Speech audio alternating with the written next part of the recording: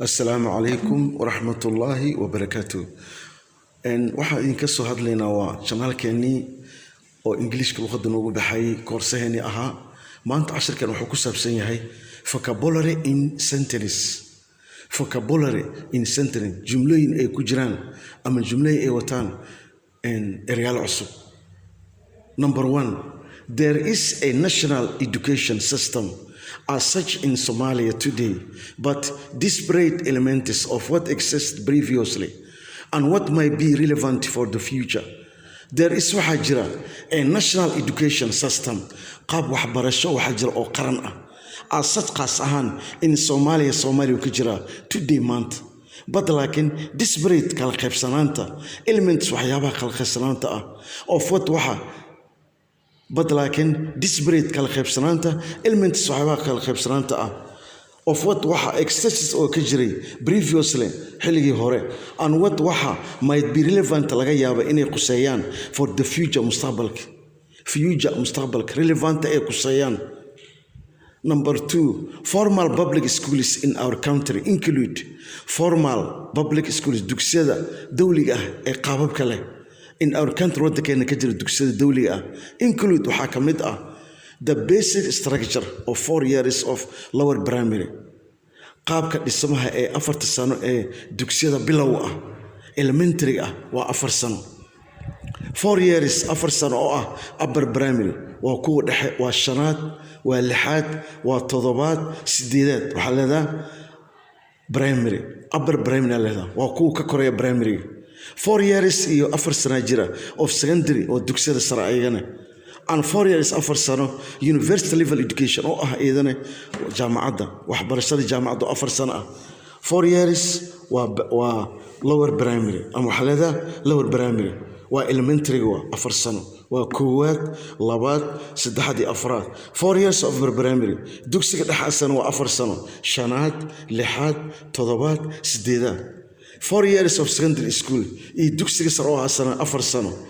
form 1 form 2 form 3 form 4 iyo 4 sano oo ah level education waxbarashada dugsiga waxbarashada oo jaamacadaha. Indeed xaqiiqadii ee private schools dugsiyada private lead ah exist oo ka jira in many towns dhowr wadan ama dhowr magaalooyin ama wax badan oo magaalooyin in our country waddankeena since maadaama the civil war dagaalkii sokeeye with kaaso external existence waxaa ka imaanaysay kaalmo ayaa soo galaysay oo xagga dibadda ah from oo ka imaanaysay Arab countries wadamada carabta ah sida khaliijka Sacuudiga Masar Imaaraadka iyo waxaasoo dhan waxay ka imaanayeen external existence leedahay waa kuwa ayaga ka yimaada xagga dibadda ah providing kaasoo bixinaya primary and dugsiyada hoose bixinayaan and in some cases xoogaha dhacdooyinna waxay bixinayaan secondary education waxbarashada dugsiyada sare with an Arab teaching waxaa lagu dhigayay luqadda carabiga ah. A variety kala duwanaanshaha of private schools dugsiyada private-ka exist oo ka jira in many towns magaalooyin badan especially khaas ahaan language school dugsiyada luqadaha teaching oo lagu dhigo by Englishka ay soo kale in all education subjects in particular si khaas ah ay ugu baxayaan ayagana maadooyinka waxbarashada ku baxayeen waa luqada Englishka Carabina waa sidaas oo kale ugu baxayeen. Family-ga is the foundation waa asaaska of a society ee bulshada. Family-ga is the foundation or as-aaska of a society ee bulshada. In fact xaqiiqadii we can renew dib aan cusboonaysiin karnaa our education waxbarashada luntay dib aan cusboonaysiin karnaa. In fact xaqiiqadii taasi we can renew waa dib aan cusboonaysiin karnaa our list education waxbarashada naga dhuntay. If we cooperate waxaan dib cusboonaysiin karnaa haddii aan cooperate si wadajir aan la shaqeyno with UNICEF hay'adda UNICEF leedahay oo qaybta waxbarashada qaabilsan caruurta iyo dhalaanka. UNESCO hay'adda UNESCO leedahay iyagana sayniska waxbarashada dhaqanka qaabilsan yihiin and other educators of Somalia iyo haddaan la wadaagna si wadajir ah aqoonyahanada Soomaaliyeed markaas waxbarashadani dib oo cusboonaysiinaysaa waa sii horumaraysaa insha Allah.